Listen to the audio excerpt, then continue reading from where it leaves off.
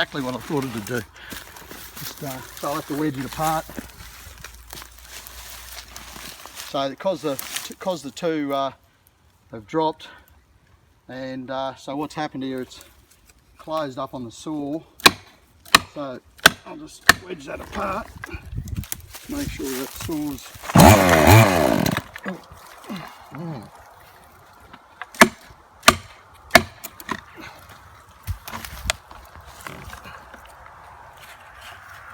it's actually split out.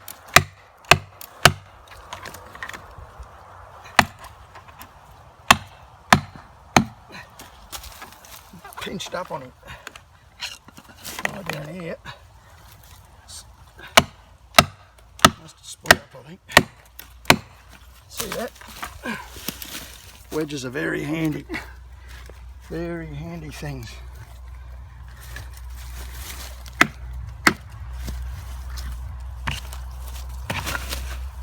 There you go, just like that.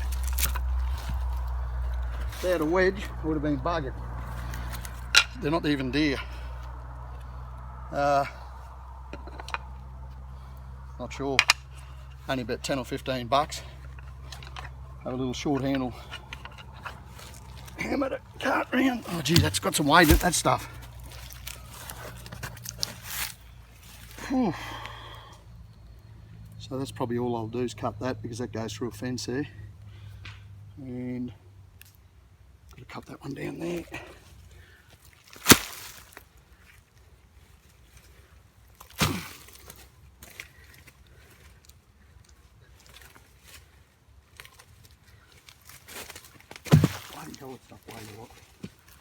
Rightio, quick cut through that.